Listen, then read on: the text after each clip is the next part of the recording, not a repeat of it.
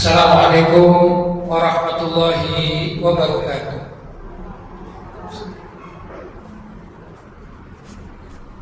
Alhamdulillah, wassalatu wassalamu ala rasulillah Sayyidina Muhammad ibn Abdillah wa ala alihi wa sahbihi wa man wala wa la hawla wa la quwwata illa billah, amma ba'd. Hadratul mukarramin, ma'asyiral hadirin wal hadirat, jamaah pengajian Al-Basirah yang dirahmati Allah.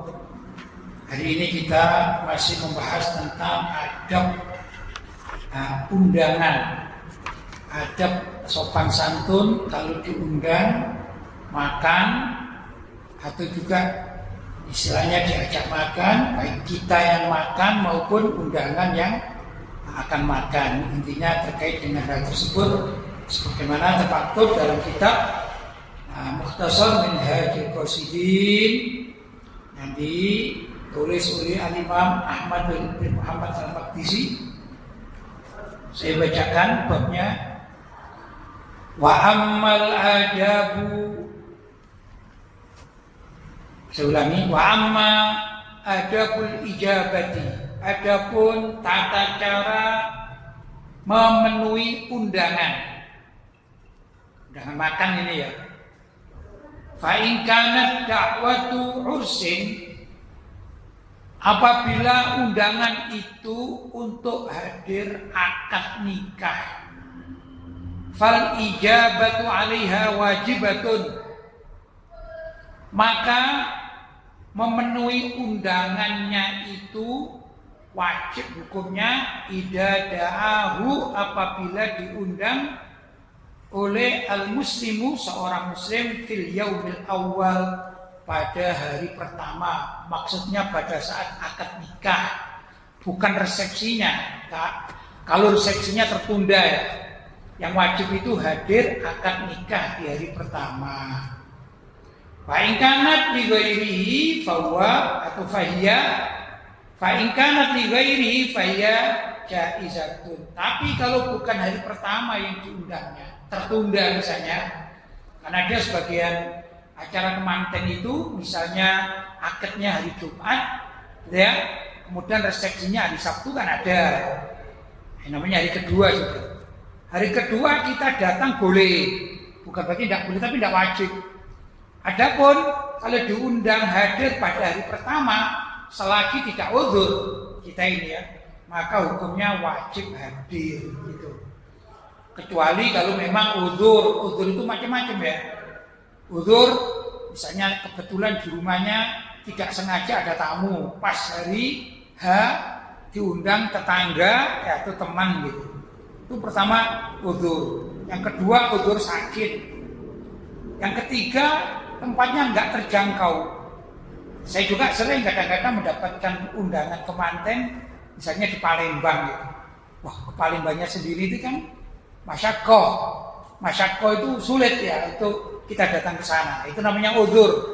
Kenapa? Tempat untuk pelaksanaan itu jauh. Ada juga di Jakarta. Tapi kalau yang undang ini bisa terjangkau, terutama dengan jalan kaki, tetangga kanan kiri, dan kita yang diundang tidak sedang dalam keadaan uzur syar'i, maka hukumnya wajib begitu. Kemudian lanjutannya, tsumma yambaghi an la yakhussal ghaniya bil ijabati dunal fakiri. Kemudian hendaklah memenuhi undangan itu tidak dikhususkan. Jika diundang oleh orang kaya itu dipenuhi undangannya, sedangkan jika diundang orang fakir kok tidak dipenuhi, ini tidak boleh ya. Jadi harus bagaimana? Harus sesuai dengan undangan. Mau yang undang orang fakir maupun orang kaya ya. Yang orang fakir miskin atau orang kaya, selagi kita masih bisa dan tidak uzur untuk memenuhi undangan tersebut, hendaklah kita memenuhi undangan tersebut karena hukumnya wajib begitu maksudnya ya. Fala yamtani'u minad da'wati li kaunihi sha'iman.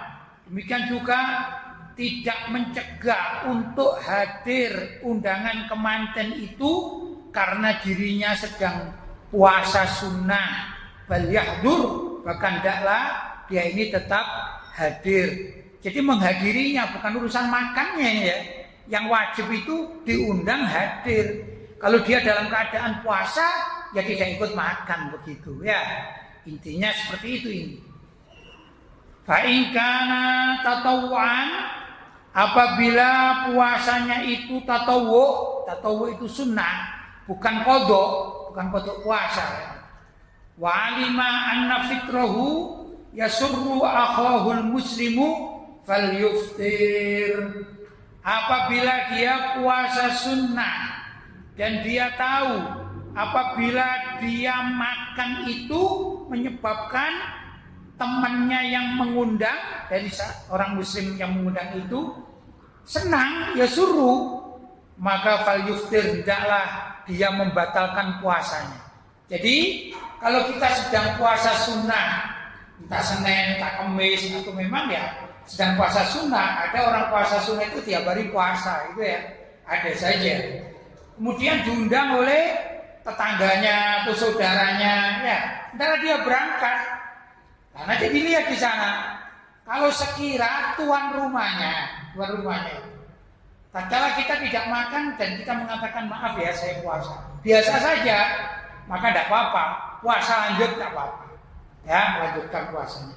Tapi kalau sahibul bait atau yang ngundang mengatakan sudahlah makan sajalah, itu kan puasa sunnah, maka hendaklah dia ini meninggalkan puasanya alias dia berbuka demi menghormati kebahagiaan si pengundang, begitu ya. Jadi kalau orang puasa sunnah maupun puasa wajib, kalau wajib ya hendaklah mengatakan saya ini qadhaan, kebetulan saya punya hutang 10 hari sakit, jadi saya qadhaan, kebetulan engkau undang, jadi saya hadir tapi saya tidak makan karena puasanya qadhaan, kan sama wajibnya ya. Tapi kalau sunnah beda ya, hadir di kemanten atau undangan akad nikah hukumnya apa? Wajib, menyenangkan pengundang itu jauh lebih afdal daripada puasa sunnah, begitu. Saya lanjutkan. Wa amma in kana ta'amu haraman falyamtani minal ijabati. Adapun jika mendengarkan bahwasanya undangan itu si pengundangnya menyuguhkan makanan yang haram, makanan juga minuman, misalnya diundang tapi di situ sudah jelas ada araknya, ada birnya, gitu ya. Atau mungkin sengaja menyembelih babi misalnya, itu. Dan yang diundang ini tahu, sedangkan yang diundang ini muslim. Walaupun yang undang juga muslim, tapi tidak ngerti halal dan haram, maka hendaklah tidak menghadiri undangan tersebut. Karena apa? Makanan yang disuguhkan adalah makanan haram. Kalau jelas makanannya haram, nggak boleh kita menghadiri, gitu ya. Wa kadzalika idza kana sammata farsin muharramatun, demikian juga kalau di sana itu ada hambal yang terbuat dari sutra, itu kan haram untuk dipakai, ya dah. Maka hendaklah sutranya asli ya. Maka hendaklah tidak perlu menghadiri undangan tersebut. Mungkin karena yang undang ini orang kaya, pejabat tinggi, kemudian segalanya dibungkus oleh sutra, padahal sutra itu tidak boleh untuk sembarangan. Seperti juga emas kan? Ya. Atau mungkin di sana disuguhi di gelas-gelas yang terbuat dari emas. Bagaimana hukumnya? Kita tidak boleh menghadiri undangan tersebut. Atau ini, au inaun muharramun, atau di sana ada ina itu gelas-gelas atau bejana yang lain, mangkok, atau segala sesuatu ya. Tempat makan ini semua dari emas. Hukumnya apa? Tidak boleh kita menghadiri undangan tersebut. Au mizmarun, atau dalam undangan itu ada alat-alat musik yang diharamkan. Itu ya, mizmar itu ada seruling, ada alat-alat musik, kan ada gitar gitu ya. Itu kan diharamkan menurut mayoritas para ulama. Gimana sebenarnya hukumnya? Kita tidak boleh hadir, terutama kalau live ini ya. Undangan live ada gitar, ada band, ada apa, ada dangdutan, kita tidak boleh hadir. Ya, sudah. Nah, jadi kalau misalnya dalam akadnya itu nggak ada apa-apa, kita hadir. Begitu resepsi, ada live, gitu ya, nyanyi-nyanyi dan lain sebagainya, kita tidak boleh hadir. Itu maksudnya. Hausuratun, atau ada patung, mengundang banyak patungnya di situ, maka kita tidak perlu hadir, tidak boleh hukumnya hadir. Wa kadzalika idza kana da'i zaliman aw fasiqan aw mubtadi'an aw fakhiran bi da'watihi. Demikian juga apabila, maksudnya tidak boleh juga kita menghadiri apabila si pengundangnya ini terkenal dolim. Karena ada kan orang dolim macam-macam. Dolim karena jabatan, dolim karena keangkuhan, dolim karena badannya besar, suka mukuli orang, gitu. Pokoknya dolim, ya. Atau dia ini rentenir yang memukul uang dari masyarakat dengan banyak sekali yang merugikan masyarakat. Yang penting dolim orang ini ya. Maka kalau kita diundang ke manten dari keluarga tersebut, kita tidak perlu mendatanginya.